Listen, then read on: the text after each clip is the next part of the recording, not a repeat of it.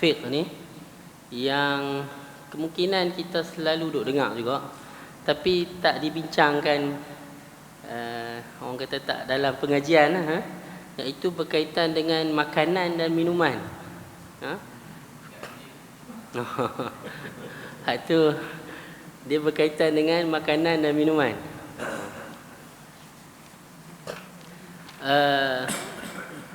Muslimin muslimat yang dirahmati Allah sekalian, ini adalah satu perkara yang memang kita buat hari-hari, kita buat hari-hari. Dan sebagai orang Islam, kita kena wajib tahu yang mana yang boleh, mana yang tak boleh, yang mana yang halal, yang mana yang haram, yang berkaitan dengan makan minum kita. Asal pada hukum makan dan minum ni,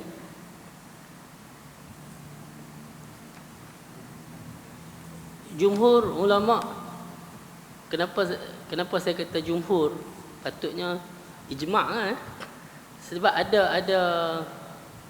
ada ulama yang berbeza sedikit. Jumhur ulama, maksudnya majoriti yang ramai lah, mengatakan asal dalam makan dan minum ni semuanya halal.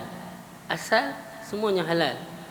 Hingga ada dalil yang menunjukkan ianya haram, barulah jadi haram.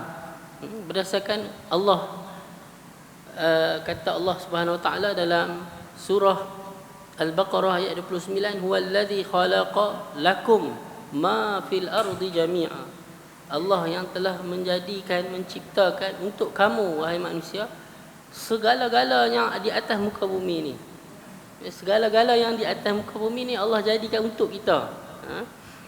Dan ayat dalam Al-Baqarah juga ayat 168, Allah kata, ya ayuhan nas, wahai manusia, kulu, makanlah, mimma fil ardi halalan tayyiba, segala apa yang di atas muka bumi ni yang halal dan baik. Maknanya segala yang atas muka bumi ni dalam keadaan dia halal dan baik. Maknanya itu asal dia lah. Sehingga ada dalil menunjukkan dia bukan halal, baru dia jadi haram.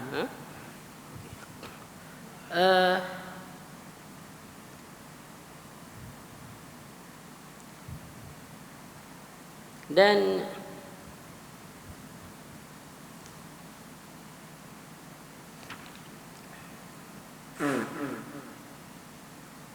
berdasarkan hadis Nabi SAW ni tadi, ayat Quran yang dikeluarkan oleh Imam Muslim.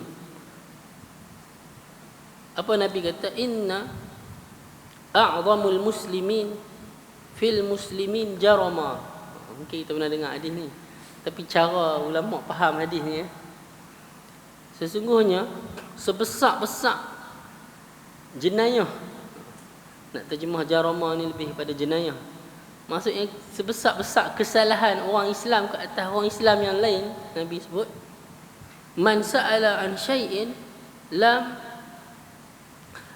siapa yang bertanya tentang sesuatu yang Allah tak diharam, yang Allah tak haramkan ke atas manusia,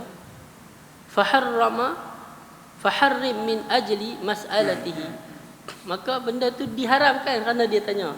Maksudnya apa? Satu benda tu tak ada hukum apa pun, kemudiannya kerana dia tanya apa hukum tu, kemudian Allah haramkan benda yang ditanya tadi tu. Kalau tak tanya, tak ada hukum pun. Maknanya Nabi kata ini adalah satu kesalahan yang sangat besar lah. Kalau tidak, semua orang boleh makan kalau dia tak tanya. Jadi apa ulama faham pada hadis ni? Semua benda halal lah. Kalau tak tanya, halal lah kan. Jadi kerana tanya tu jadi haram. Bila diharamkan, maknanya asal satu perkara tu adalah halal.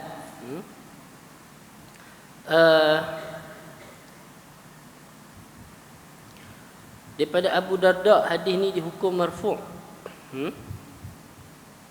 ma ahallallahu fi kitabihi fahuwa halal wa ma harrama fahuwa haram wa ma sakata anhu fahuwa afiyah. Apa yang Allah halalkan dalam Al-Quran, ia halal. Apa yang Allah haramkan, dia haram. Apa yang Allah tak kata halal, tak kata haram, maka dimaafkan. Jadi bolehlah di situ. Di hujung hadis disebut fa innallah lam yakun nasiya. Sesungguhnya Allah ni dia tak pelupa. Bukanlah Allah tak habaq tu dia lupa ke, dia tak ingat ke, tak dan nak habaq ke, banyak sangat nak sebut. Taklah. Maknanya dia hukum dia asal adalah halal. Ini kita punya perbincangan ialah apa asal satu-satu perkara yang nak dimakan atau diminum ni asalnya adalah halal, kecuali ada dalil yang menunjukkan haram baru haram. Okey. Cumanya beberapa ulama seperti Ibnu Qudamah dalam di kalangan ulama Hanabilah berdasarkan ayat Allah Subhanahu Wa Taala kata dalam surah Al-A'raf ayat 157, Allah kata wa yuhillu lahumut thayyibat wa yuharrimu alaihimul khaba'ith, dan dihalalkan ke atas mereka. Ada perkataan mereka situ, wa dihalalkan ke atas mereka yang at-thayyibat, yang baik-baik, wa yuharrimu alaihim, yang dan diharamkan ke atas mereka juga al-khaba'ith, benda-benda yang tak elok. Soalan ada di sini bagi pandangan Ibnu Qudamah ni, dia kata siapa mereka? Sebab Allah kata yang baik dengan yang tak elok.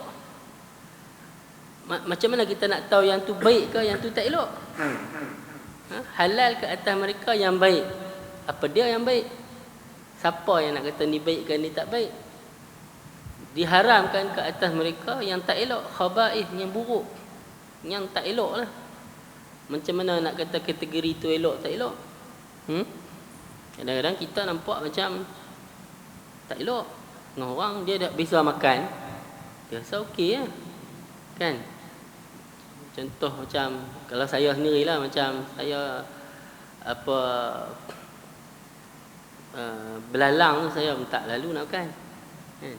Tak semestinya saya tak lalu dia boleh jadi haram. Kan? Okey. Jadi Ibnu Qudamah kata di sini, maknanya mereka di sini adalah ayat ni turun kat siapa? Ayat ni turun ke atas orang Arab. Zaman Quran ni turun, orang yang ada masa tu adalah orang Arab. Suasana Quran ni turun. Jadi mereka di sini maknanya Arab. Maknanya yang mana yang orang Arab pada waktu tu culture dia, budaya dia nampak elok, maka halal lah benda tu. Yang mana yang bagi orang Arab, budaya dia, uruf dia, suasana waktu tu nampak benda tu tak elok, maka haram lah dia. Jadi asal satu tu halal atau haram, apa yang orang Arab pada waktu Quran tu turun nampak halal, nampak elok ataupun nampak tak elok. Ini asas bagi pandangan Ibnu Qudamah. Sajalah saya nak sebut pandangan Ibnu Qudamah ni sebabnya walaupun jumhur kata tadi asal semuanya halal. Sebab ayat ni tadi ayat Quran ni tadi, ayat yang saya sebut tadi surah Al-A'raf tu. Okay, kita tengok apa makna dia. Maknanya ada juga di kalangan ulama yang berdasarkan ayat ni dia faham macam itulah.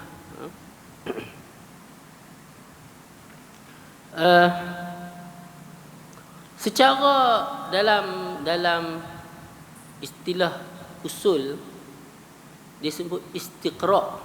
Istiqra' ni kan penelitian secara meluas, dilihat seluruh nusus Al-Quran dan Sunnah yang ada, itu dipanggil istiqra'. Secara istiqra', ulama menyimpulkan bahawa kenapa satu-satu perkara makan atau minuman ni dia boleh jadi haram. Secara istiqra' ni, saya nak terjemah apa istiqra' ni, secara penelitian yang meluas. Penelitian yang meluas. Pertama, disebabkan perkara tu membawa mudarat. Perkara tu membawa mudarat. Sama ada ke atas badan ataupun ke atas akal. Seperti mana Allah sebut dalam Quran, wala taqtulu anfusakum innallaha kana bikum rahima. Allah kata janganlah kamu membunuh diri kamu sendiri. Perkara yang boleh membawa mudarat, boleh bawa mati, itu diharamkan. Kalau orang tanya apa dalil haram, dalilnya yang tu lah. Kedua, perkara yang memabukkan. Kullu muskirin haram, setiap yang memabukkan haram.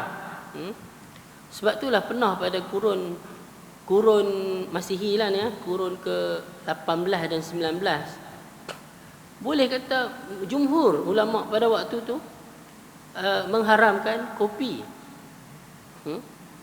Sebab kopi dia boleh minum cawan dua cawan ni, dia boleh tak boleh lena. Dia macam seolah-olah tapi waktu tu lah, selepas kemudian ni lah ni tak ada masalah lah.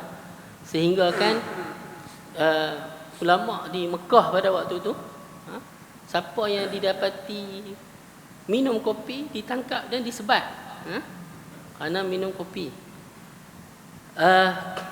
Tapi nak letak dia tu tahap mana, tahap mana dia tu mabuk ke apa ke, katanya ni boleh kita boleh carilah.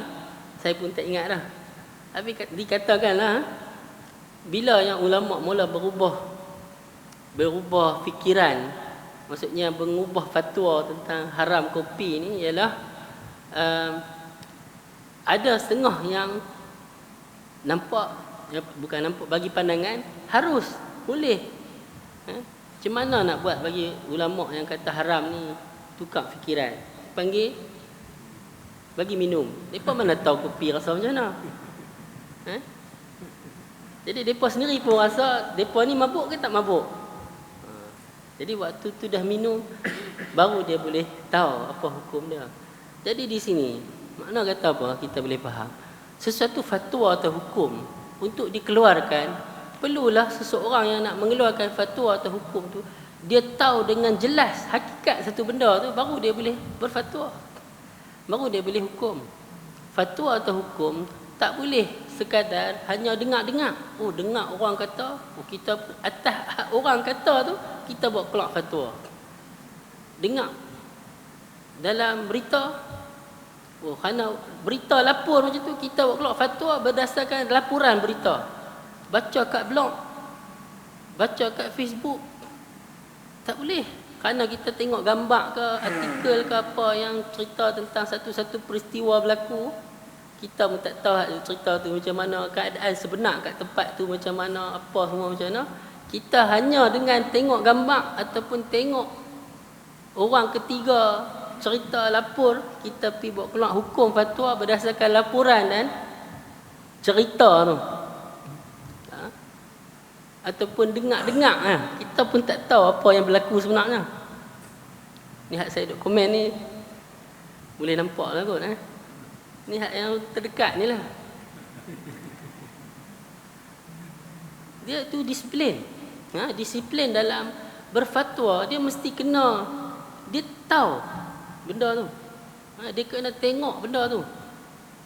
Itu juga qadi nak hukum, dia tak boleh main orang duk abang hearsay, orang putih sebut hearsay, dengar-dengar tanpa dia jelas dengan hakikat satu benda. Jadi itu sebab kedua, mabuk. Yang ketiga, kerana dia adalah najis. Semua benda yang najis diharamkan.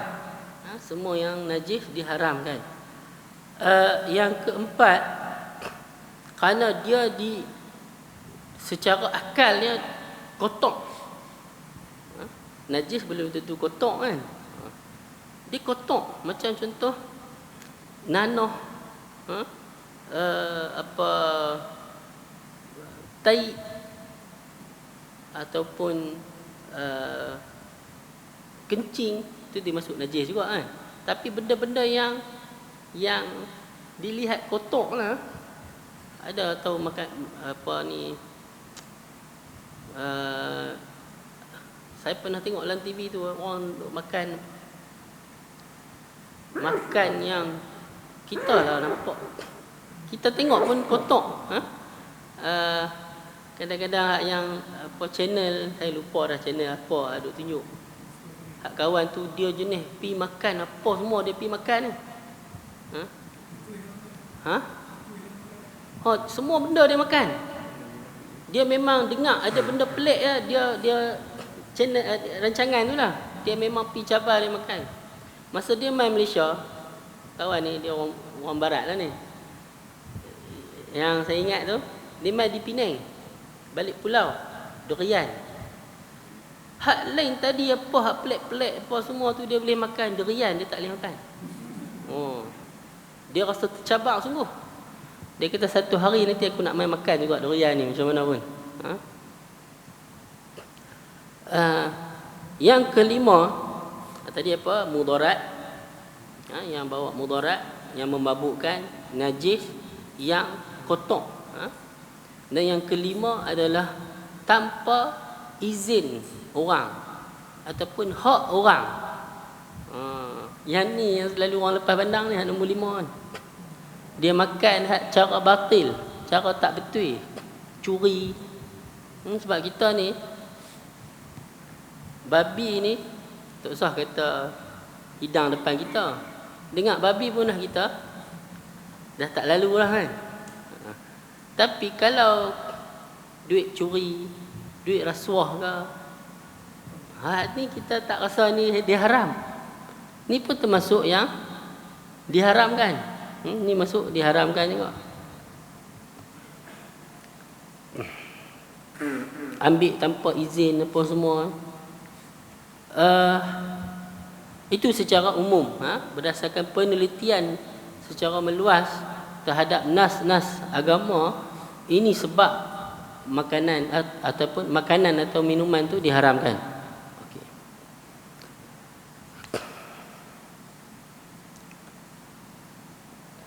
Nas Al-Quran yang menyenaraikan perkara-perkara yang diharamkan ni ada dalam surah Al-Maidah ayat 3. Allah kata hurrimat alaikumul maitatu wad-damu wa lahmul khinzir wa ma uhilla li ghairillahi bih.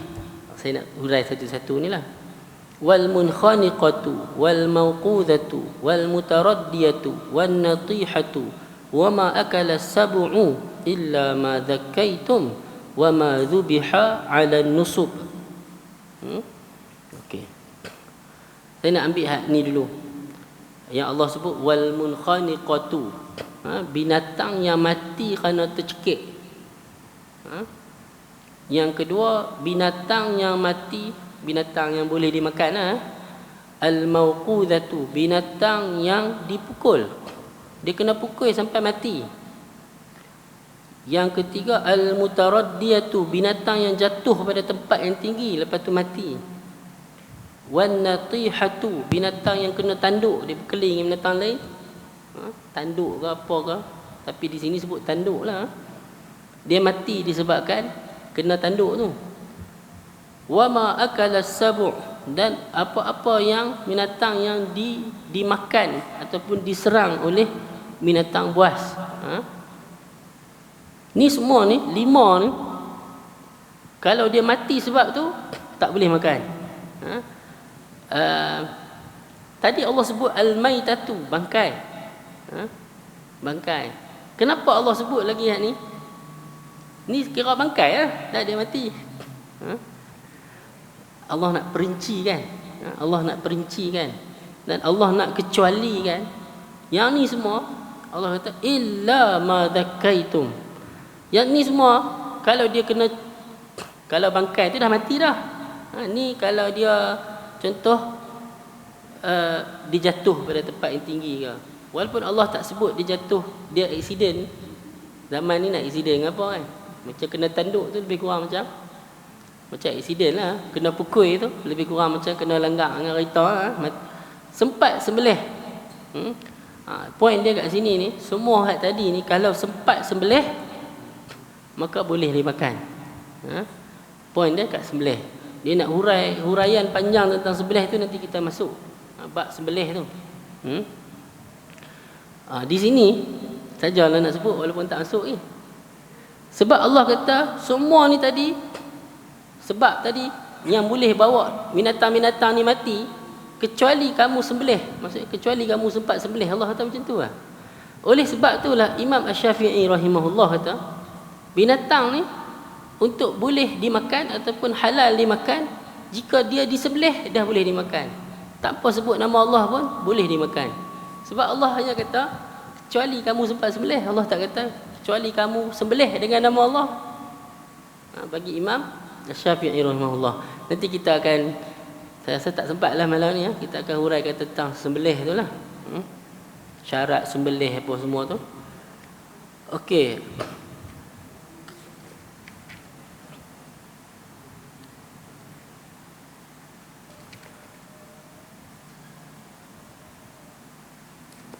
Lepas tu Allah kata wa ma dzubiha 'ala nusuk, apa-apa yang disembelih terhadap berhala. Sembelih ni sembelih, tapi sembelih untuk berhala. Walaupun sembelih tapi disembelih untuk berhala ataupun disembelih dengan guna nama selain daripada Allah Subhanahu Wa Taala, yang ni juga tak boleh dimakan. Itu jelas. Okay, kita pergi satu-satu. Mula-mula Allah sebut al-maitatu, bangkai. Apa yang termasuk sebagai bangkai? Berdasarkan hadis yang dikeluarkan oleh Abu Dawud dan Ibnu Majah, ma qata'a minal bahimati wa hiya hayyatun fahuwa maitah. Apa-apa yang terputus ataupun terpotong daripada binatang ternak, binatang tu hidup lagi. Mungkin dia terputus kaki dia ke, terputus ekor dia ke. Nak terputus apa kena, binatang ni ada kaki dengan ekor lah kan. Kaki dengan ekor lah. Binatang tu hidup lagi. Hak terputus pada dia tu, dia dikira bangkai ya, berdasarkan hadis ni. Apa yang dikecualikan yang tak dikirakan sebagai bangkai? Pertamanya adalah ikan ataupun hidupan yang hidup di dalam laut. Cuma ni dia ada perbezaan pandangan. Kita nampak ayak laut ke sungai ke, tu ikan tu dah mati terapung atas ayak, dah mati dah. Adakah ikan yang dah mati dah duk layak tu dah mati dah dikira bangkai? Jadi di sini pandangan jumhur, Imam Malik, Imam Asy-Syafi'i, Imam Ahmad, Imam ni mazhab Az-Zahiriyah, Atha, Makhul, Nakhai, Abu Thawr, banyak lagi nak sebut ni.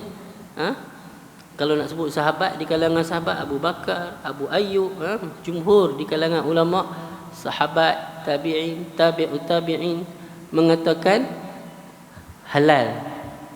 Halal dimakan walaupun binatang laut, ikan dan sebagainya tu dah mati dalam laut tu.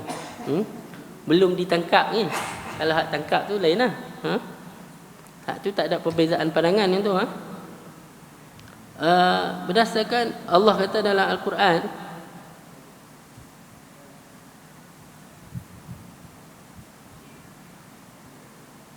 uhilla lakum saydul bahri wa ta'amuhu mata'an lakum walisayyarah. Dihalalkan untuk kamu saydul bahri. Ibnu Abbas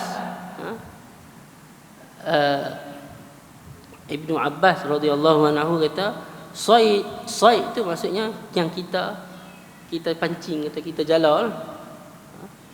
Wa ta'amuhu, ta'am tu apa yang dah dia mati sendiri ataupun tiba-tiba ikan tu terdampar sendiri kat tepi pantai, dah mati dah, itu masuk ta'am. Maknanya berdasarkan ayat ni, tafsiran Ibnu Abbas ni, jumhur mengatakan semua benda yang daripada laut ataupun daripada ayak. Laut dengan ayak tu main mana? Dalil dia pula seperti tadi laut tu kan. Saydul bahri kan, laut. Ayak sungai ke ayak tasik ke apa tu macam mana? Main dalil mana? Dalil Allah sebut dalam surah Fatir, wa ma yastawil bahran. Dua jenis laut maksudnya Allah nak kata. Hadza azbun furat, ni ayak tawak. wa sa'irun syarabuhu, boleh minum air dia, air sungai apa kan, air tawar. Wa hadha milhun ujaj, ini air masin. Wa min kullin, daripada kedua-duanya, takuluna lahman tariya, kamu boleh makan daging-dagingnya yang segar. Maksudnya boleh belakanglah.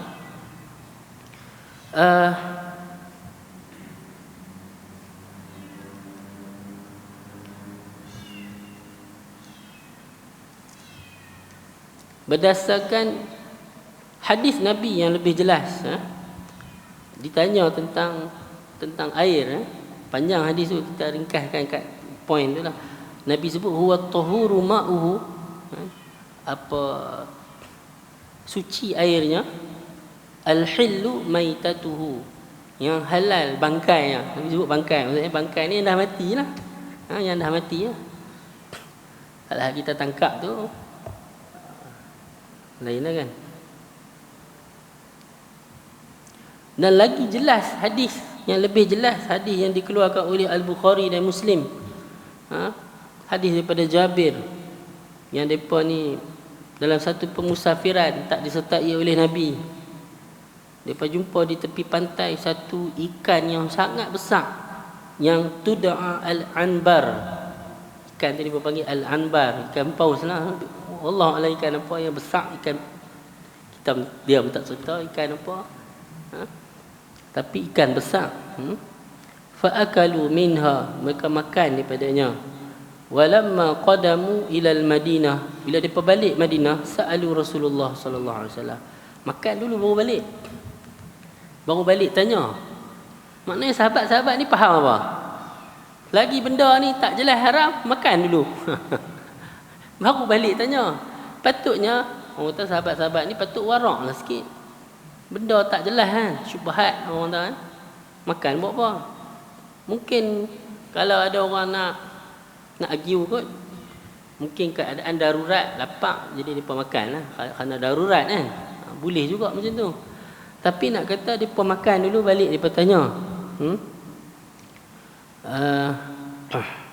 Faqala, Nabi kata, huwa rizqun, tu rezeki, akhrajahu Allahu lakum, yang Allah keluarkan untuk kamu. Fahal ma'akum min lahmihi syai'an fatat'amuna, ada lagi tak? Daging dia tu, daging ikan tu, untuk kamu bagi kami makan juga.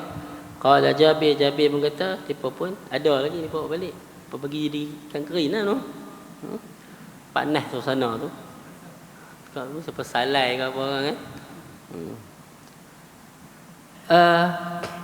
Itu pandangan jumhur, boleh, halal. Cuma pandangan Imam Abu Hanifah, tak halal, haram. Dalil dia apa? Dia ada dalil yang dikeluarkan oleh Abu Daud dan Ibnu Majah. Ma alqahul bahr au jazar anhu fakuluh, wa ma mata fihi, kat sinilah. Yang apa yang mati dalam ayak tu, fatafa, dia duduk terapung kan, fala ta'kulu, janganlah kamu makan. Jadi insya-Allah hadis juga.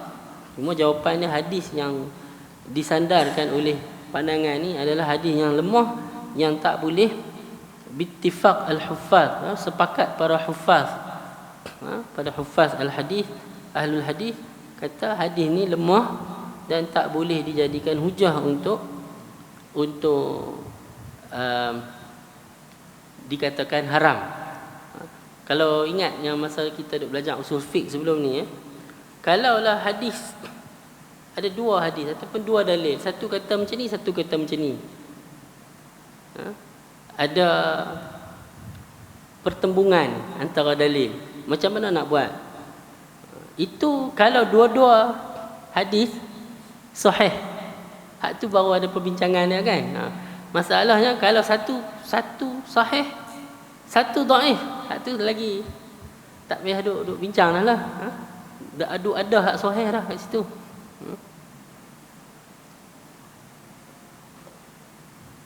Begitu juga ada asar. Tadi hadis Nabi ni ada asar. Asar kononnya daripada Jabir, Ali, Ibnu Abbas, maksudnya daripada kalangan sahabat-sahabat Nabi.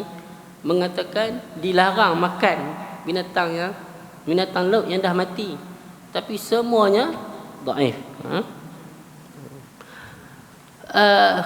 Bagaimanapun kesimpulan yang saya nak buat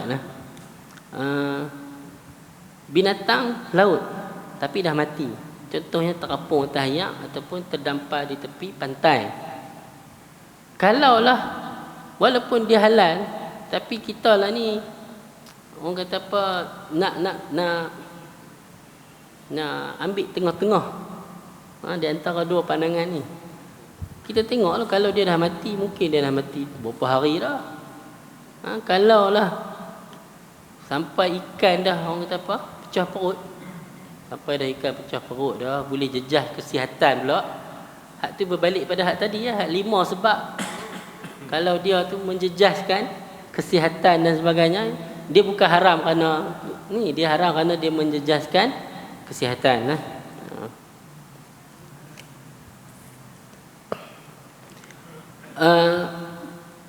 Masih dalam perbahasan tentang bangkai tadi, tentang belalang. Belalang.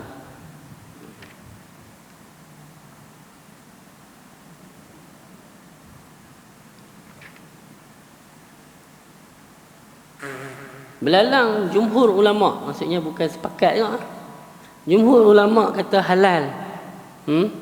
Sama ada belalang tu mati sendiri ke ataupun belalang tu ditangkap kita bagi mati. Jumhur ulama berdasarkan hadis tadilah, uhillat lana maitatan, dihalalkan ke atas kami dua bangkai, al-hut wal jarad tadi kan. Cuma Imam Malik dia berbeza pandangan sikit.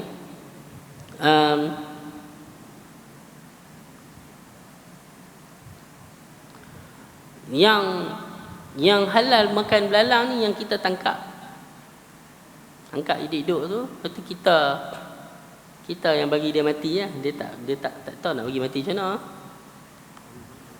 Saya tak pernah makan, susah nak cerita. Orang ni kata nak keluar pandangan pun, saya sendiri tak pernah nak makan, saya pun tak tahu nak abang. Macam mana nak bagi mati? Buang kepala? Oh, buang kepala. Buang. Saya tak. Habis bagi Imam Malik, kalau jumpa dia dah mati dah, tak boleh makan. Jumpa dia dah mati dah, tak boleh makan. Tapi wallahu alam, pandangan yang pertama tadi boleh. Mungkin belalang ni dia special kot, walaupun dia dah mati dah, dia mana nak kata, dia tak busuk ke apa ke, dia tak jadi macam binatang lain lah. Yang seterusnya, hadis tadi, hurriman alaikumul maitatu waddamu, darah. Darah ni, ayat ni Allah kata hurrimat alaikumul maitatu waddamu, ad-dam, semua darah umum. Umum. Tapi ada dalil yang lain pula daripada surah Al-An'am ayat 145. Allah kata illa ayyakuna maitatan aw daman masfuhan. Di sini Allah kata darah yang mengalir. Tadi Allah sebut darah jadi kalau ingat lagi kita belajar usul fiqh dulu, ada satu dalil yang mutlak, ada satu dalil yang muqayyad. Macam mana nak buat? Yang muqayyad tu diambil. Yang muqayyad tu diambil. Maknanya, dan dia ada dia punya perbahasan, nak ulang balik jadi panjang lah. Itu mutlak muqayyad tu. Hak ni contoh dia lah. Darah ni yang mengalir tu, hak yang orang kata apa, kita sebelah-sebelah darah duk turun hak tu. Yang darah takat duk ada sikit-sikit dekat daging dia, hak yang tu tak ada masalah lah. Macam kita cerita dongeng Raja Bersiung, minum darah lah, itulah yang tak boleh. Dan ada juga berdasarkan hadis tadi kan, uhillat lana maitatan wa daman.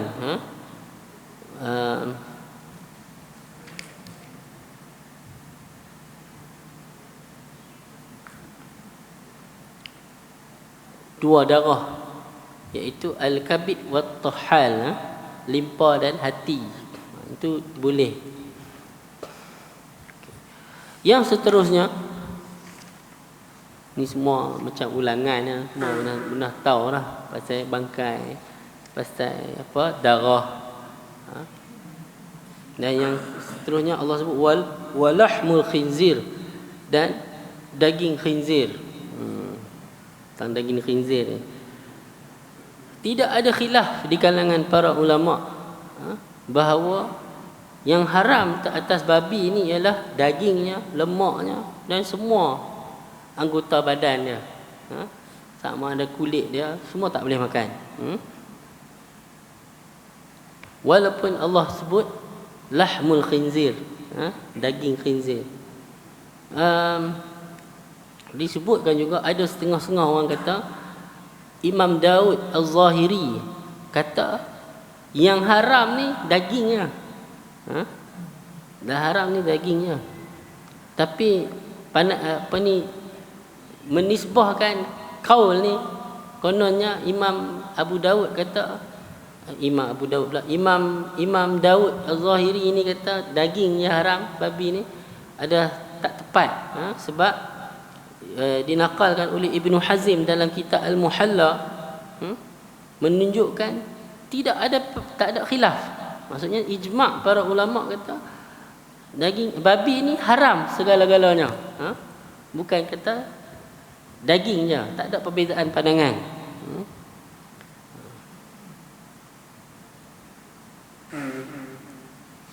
Okey, pasal babi ni. Dalam Islam, syariat Islam, seperti mana Ibnu Qayyim pernah sebut, bahawa semua syariat Islam ni, maksudnya semua benda yang Allah Subhanahu Wa Taala syariatkan ke atas manusia ni, dia ada maslahah. Dia ada maslahah.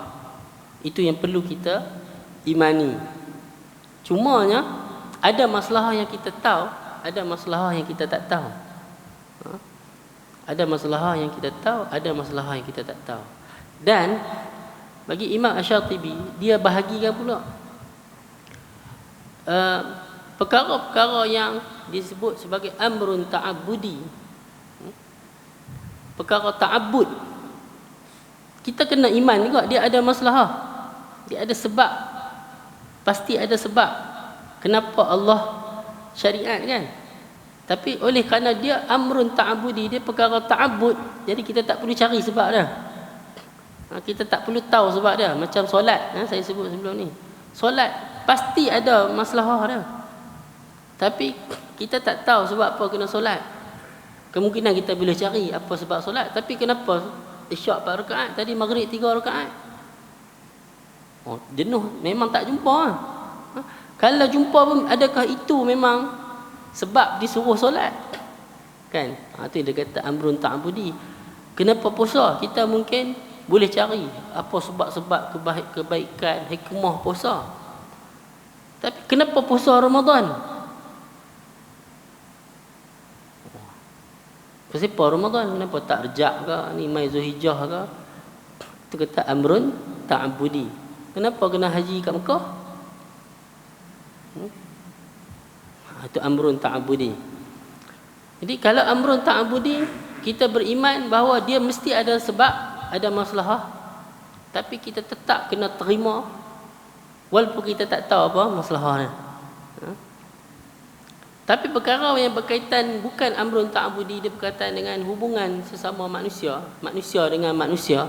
Yang ni kita kena imani apa maslahah, kita kena imani bahawa dia ada maslahah untuk manusia, dan kita kena cari apa maslahah dia, apa illah dia, apa maqasid dia, apa tujuan Allah syariatkan, supaya hukumnya tepat, berdasarkan illah, maqasid dan tujuan dia disyariatkan. Kalau perkara yang berkaitan dengan hubungan manusia, kita tak melihat kepada maqasid dia, tujuan dia, illah dia, sebab dia, ini jadi masalah. Sebab ianya tidak didetailkan. Dia akan menjadikan agama ni dia tak relevan. Ni dia nampak macam keluar tajuk sikit, tapi dia saya sebut dulu dalam masa kita usul fiqh sebelum ni kan. Ada setengah orang kemungkinan semua benda dia nak jadikan amrun ta'budi. Kita buat sudah tak payah tanya. Sedangkan dia ada amrun ta'budi, dia ada amrun yang adiyat yang berkaitan dengan muamalat. Ada setengah pihak juga semua benda nak dijadikan benda ni semua berdasarkan maqasid. Sedangkan dia bukan kerana maqasid tu kan, tak ada maqasid tak payah buat. Jadi itu masalah. Dia ada dia punya perbincangan lanjutlah kalau nak bincang tu. Hak babi ni. Yang babi ni bagi saya lebih cenderung dia adalah amrun ta'abbudi. Kenapa Allah haramkan babi? Mesti ada sebab. Tapi kita buat bukan kerana kita tinggal makan babi ni bukan kerana ada sebab ke apa, kerana Allah haramkan. Saya lebih cenderung hal ni sebab apa?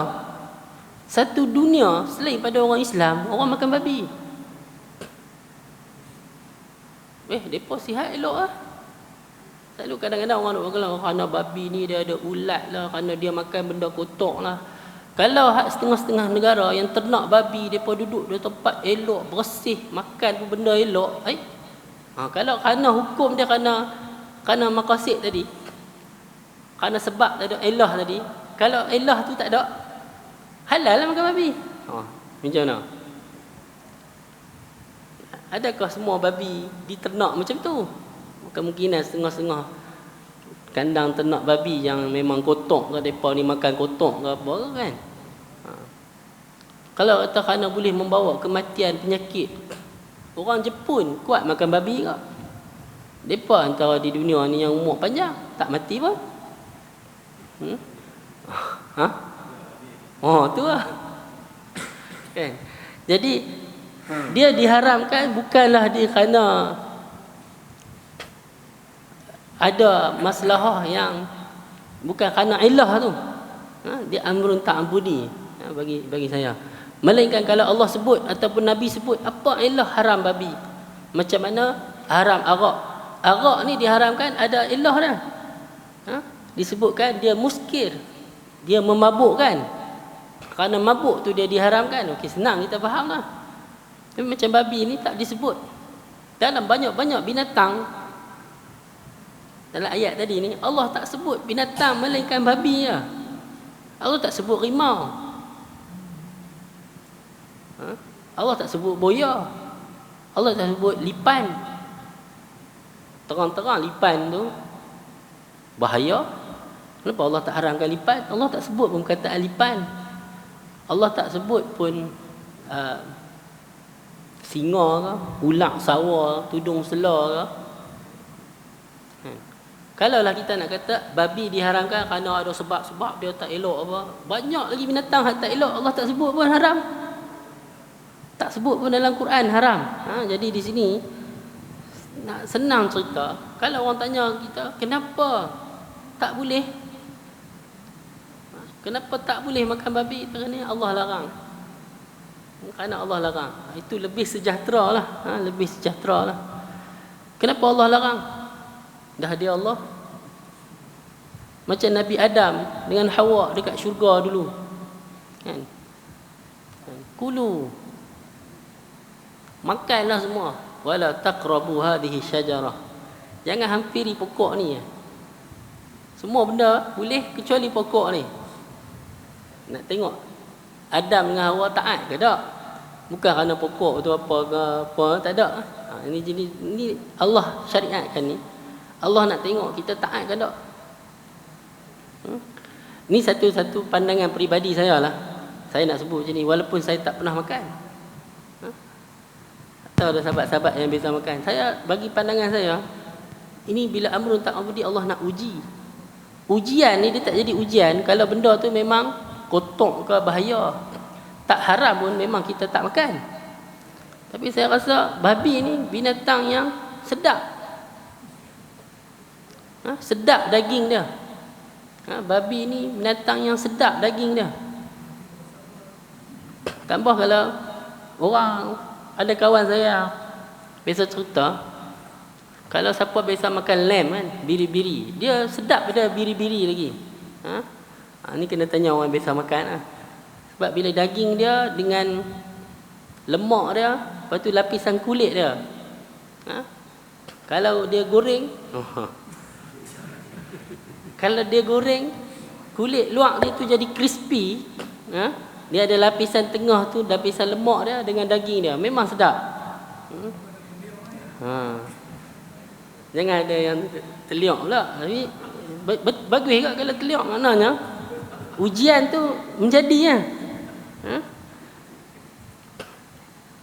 Jadi memang oleh kerana itulah saya rasa ni pandangan peribadi lah, boleh tak setuju lah. Bagi pandangan peribadi saya, kerana dia satu benda yang sedap, kan? Allah haramkan. Allah haramkan. Nak uji kita. Tapi macam mana pun berdasarkan pandangan Ibn Qayyim tadi, apa saja yang disyariatkan ke atas kita pasti ada masalah lah. Pasti ada masalah. Kita lah tak tahu apa masalah dia. Kita buat ke, kita kena tinggal ke, kerana kita patuh kepada Allah Subhanahu Wa Taala. Ni cerita pasal babi tadilah. Tu pun kita tengok memang babi ni cukup banyak manfaat dia. Macam-macam benda buat pada babi, pada lemak babi dan sebagainya kan. Murah, senang bela, dia membiak dengan cepat apa semua. Itu yang kata betul ujian tu. Kalau tidak dia tak jadi ujian lah. Kalau Allah kata kami haramkan makan ulat tudung sela, tak haram pun memang aku tak pergi makan lah. Orang kan kata macam tu lah kan.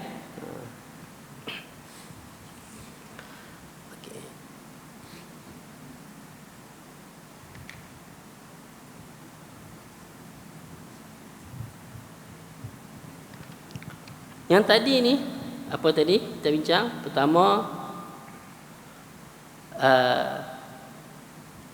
al-maitatu, bangkai. Kedua, darah. Ketiga, babi.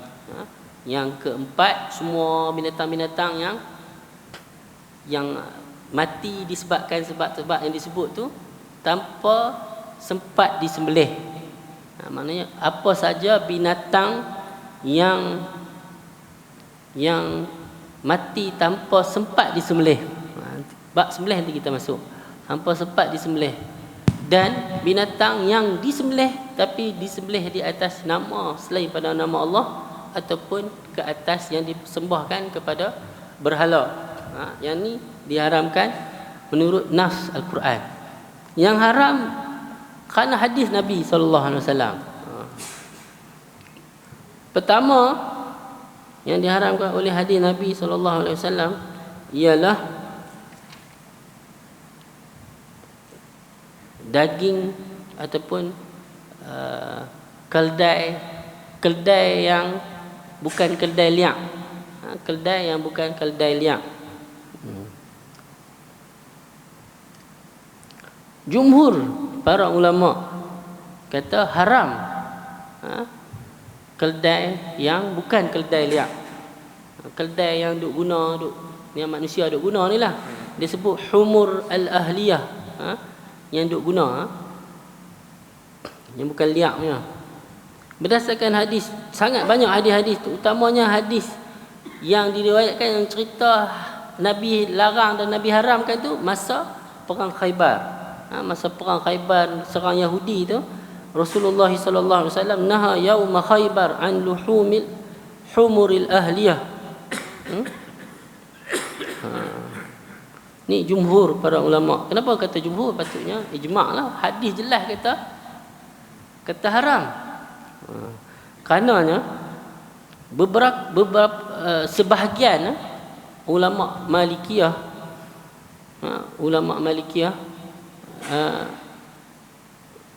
dia tak haram, dia cuma makruh. Kenapa? Ni kita kenapa dia kata makruh?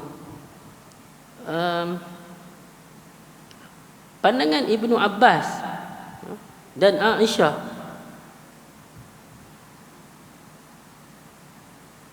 Ibnu Abbas saja. Ibnu Abbas, ni kata Ibnu Abbas ni, dia pandangan dia kata masa Nabi haramkan perang Khaybar tu, dia tak pasti, dia kata la adri, dia tak pasti. Adakah Nabi larang tadi tu kerana keldai yang ahliyah ni, keldai yang kita duk guna ni, dia banyak manfaat dah. Masa perang tu, kalau hampa pi, masalahnya masa tu sahabat-sahabat dah lapar tak makan, depa masuk dapat tawan Khaybar, depa nampak kedai, depa sembelih, depa masak. Nabi suruh tuang simbah balik semua. Jadi di sini Ibnu Abbas kata, adakah kerana itu Nabi nak kata itu kerana dia boleh bermanfaat, digunakan untuk menolong manusia, ataupun kerana memang binatang tu sendiri tak boleh makan. Sebabnya tak ada perbezaan pandangan di kalangan ulama. Kalau keldai liak boleh makan, keldai liak yang liak lah, kita buru, kita tangkap, sembelih boleh makan. Maknanya Ibnu Abbas nampak haram ni dia tak pasti, adakah dia ada ilah ataupun dia amrun ta'ambudi, kerana Nabi tak bagi makan, kita tak boleh makan lah. Ataupun ada ilah dia kerana dia digunakan untuk bantu manusia. Kita pun baru dapat tawan Khaybar, kita pun kekurangan harta, antara dia jadi kenderaan angkut untuk ni apa, dia kan boleh dimanfaatkan. Tidak apa makan, tak boleh nak manfaat lah. Adakah kerana tu? Jadi walaupun keldai tu keldai yang jinak, tapi kalau dah tak guna, boleh dah nak makan. Jadi macam tu dia ada. Jadi di sinilah asas itulah yang sebahagian ulama Malikiyah mengatakan keldai yang bukan keldai liak ni makruh, bukannya haram.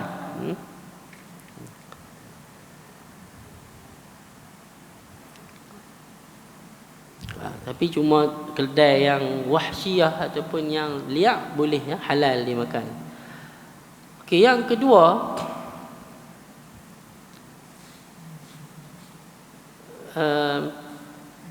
kuda.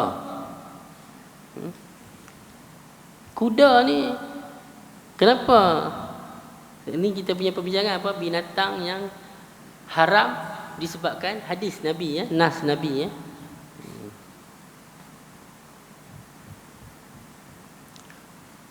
Kenapa saya sebut kuda?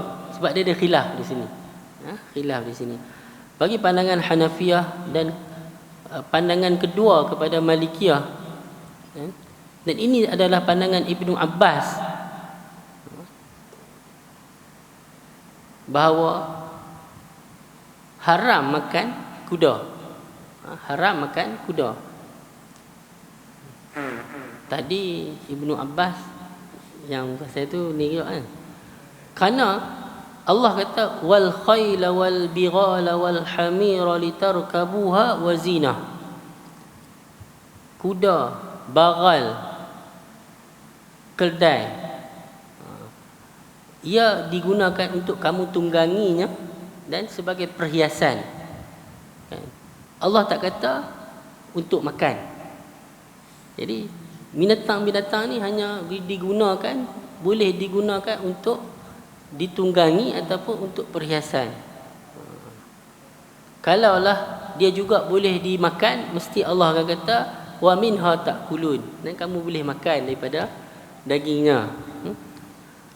Jadi apa hujah jumhur kepada pandangan ni? Jumhur ni Syafi'iyah, Hanabilah, kaul Malikiyah yang satu lagi jumhur sahabat tabi'in dan sebagainya, ialah hadis riwayat Bukhari dan Muslim.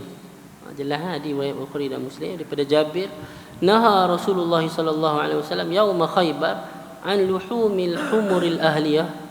Pada hari Khaybar tu Nabi mengharamkan, melarang daging keldai yang bukan keldai liak wa adzana, dan Nabi mengizinkan fi luhumil khayl, daging kuda. Jelas nas tu. Kalau dalam usul fiqh, ayat ni tadi walaupun dia ayat Quran, tapi dia panggil mafhum, kita faham. Dia panggil mafhum. Dia ada mafhum, dia ada mantuk. Kalau belajar usul fiqh dulu kan, ingat. Mafhum ni kita faham. Belum tentu yang kita faham tu itu maksud dia.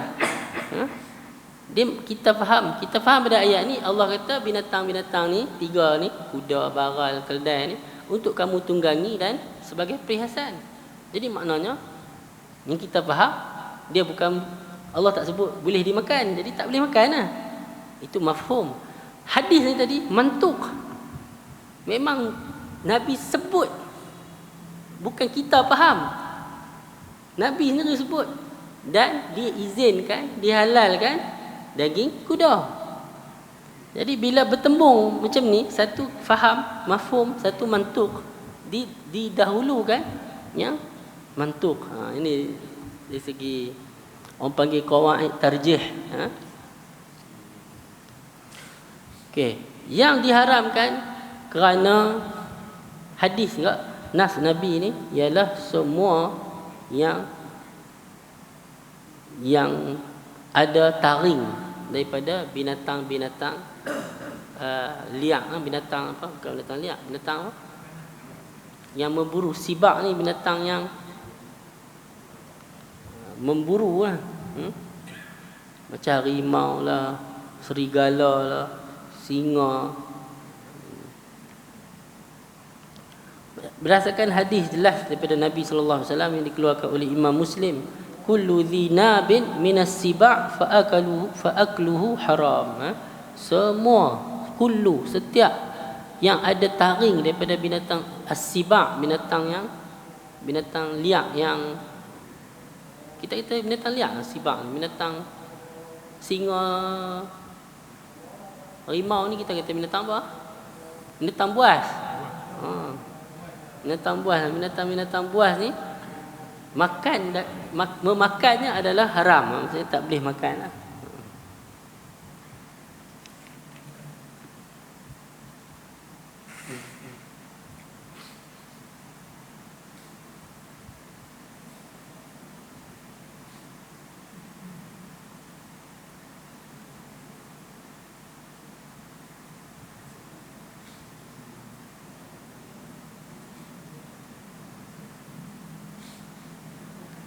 Yang seterusnya Nabi sebut juga hadis Ibnu Abbas dikeluarkan oleh Imam Muslim juga, naha Rasulullah sallallahu alaihi wasallam an kulli dhinabin minas siba', yang bertaring pada binatang buas, wa an kulli dhi makhlabin minat tayr, yang kuku untuk nak semua jenis burung dia ada kuku.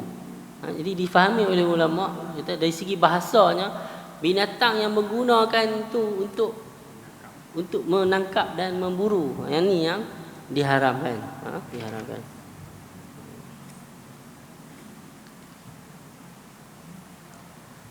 Yang diharamkan dalam hadis pula lagi adalah disebut di sini al-jallalah. Al-jallalah. Kita semua pernah belajar lah bahasa ni ya. Al-jallalah ni apa dia? Al-jallalah, semua binatang yang halal dimakan tapi dia makan najis. Dia makan najis.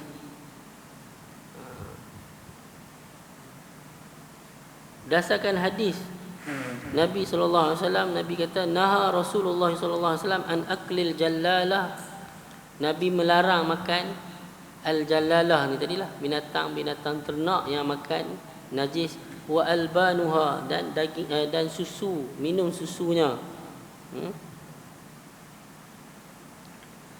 Imam Asy-Syafi'i dia tak haramkan, dia cuma makruh. Begitu juga satu riwayat daripada Imam Ahmad kata makruh. Tapi jumhur ulama kata haram. Jumhur ulama kata haram. Okey. Bila al-jallalah ni boleh jadi halal? Apabila dia dikurung selama 3 hari. 3 hari dan diberi makan selain daripada yang dia duk makan sebelum tu lah, najis tu.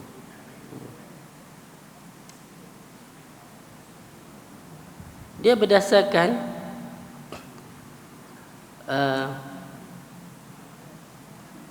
Umar kana yahbis ad-dajjajah al-jallalah thalathan. Dia mengurung ayam yang jallalah ni lah, yang makan najis ni 3 hari.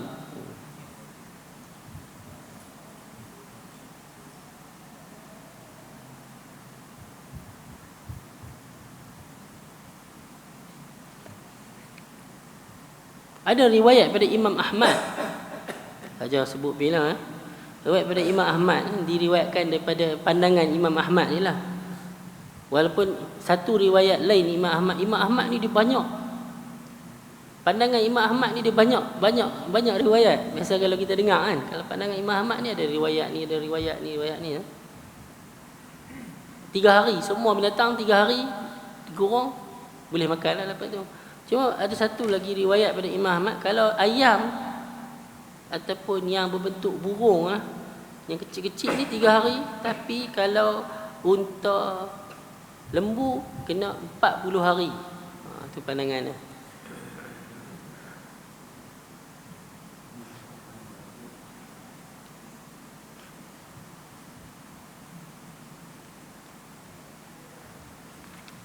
Yang diharamkan berdasarkan nas Nabi sallallahu alaihi wasallam lagi lah ni ialah semua binatang yang syarak arahkan untuk kita bunuh. Untuk kita bunuh. Seperti hadis yang diriwayatkan oleh Al-Bukhari dan Muslim. Khamsu fawasiq yuqtalna fil haram. 5 binatang yang fawasiq ni binatang yang membawa mudarat, walaupun dalam keadaan ihram boleh dibunuh, iaitu al-fa'rah tikus, wal aqrab gagak, wal hudya. Hudya ni disebut di sini ialah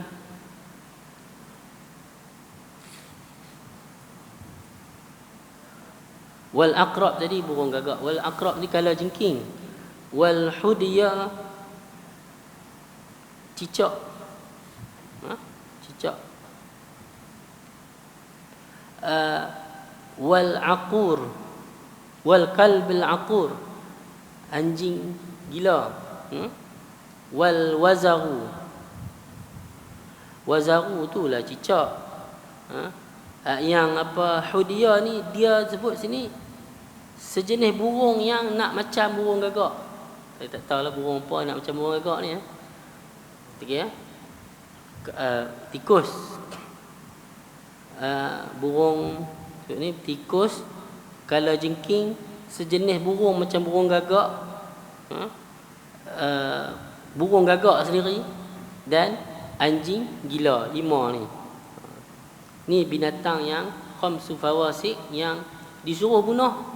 Oleh kerana kita disuruh bunuh, jadi kita tak boleh makan binatang ni. Jelas daripada situ.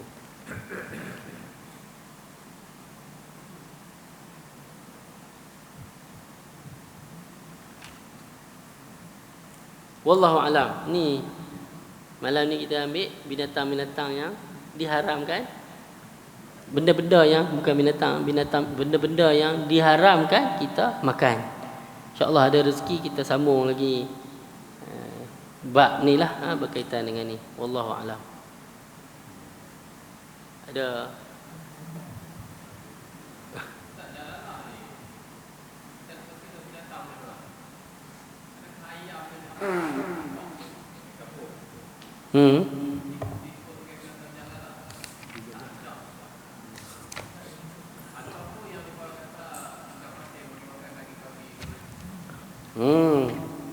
Wallahu alam. Berdasarkan apa yang saya tahu lah, duk belajar sebelum ni pun dia disebut, di dalam ni pun dia sebut apa al-hayawanat allati tataghadha bin najasat.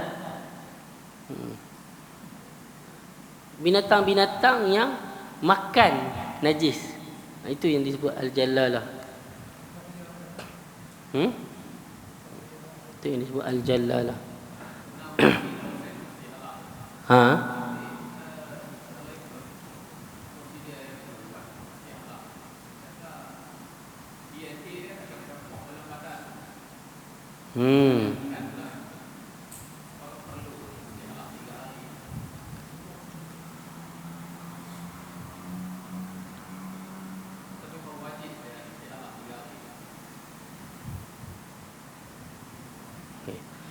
Tadi kita makan babi. Adakah dia juga dikira jalalah kan? Kalau kata 3 hari dikurung, dia boleh makan lah. Ha?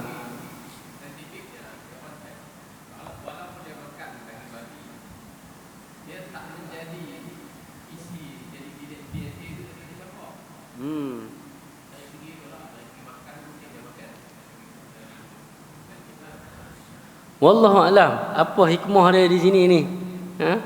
Adakah kerana dia makan najis tu, lepas tu dia tu bawa mudarat?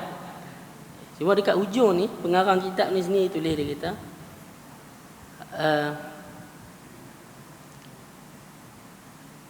3 hari, macam tadi pandangan Imam Ahmad 40 hari, 3 hari dan 40 hari, yang 3 hari tu sendiri pun ialah perbuatan Umar, bukanlah nas Nabi kata kena 3 hari ke apa kan? Jadi pengarang ni kata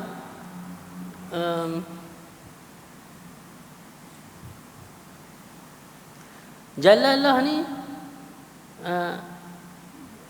mestilah dikurung untuk bagi makan benda yang elok, dan tempoh dia tidak ada ditetapkanlah ketetapan tempoh dia tu.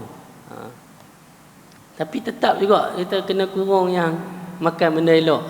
Adakah dia makan hak tak elok tu, lepas tu dia jadi daging dia ke apa semua tu? Yang tu wallahu alam.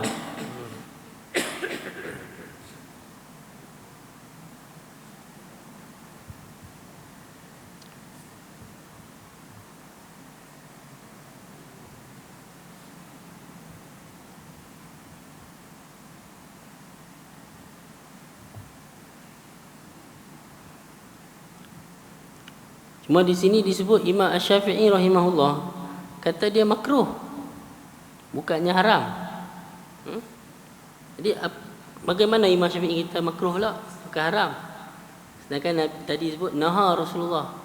Jadi naha tadi tu larangan tu. Adakah larangan tu larangan ditahrim ataupun litanzih kan? Yang tu cara faham. Sebab dia tak jelas di sini adakah larangan tu larangan yang haram ataupun larangan yang makruh.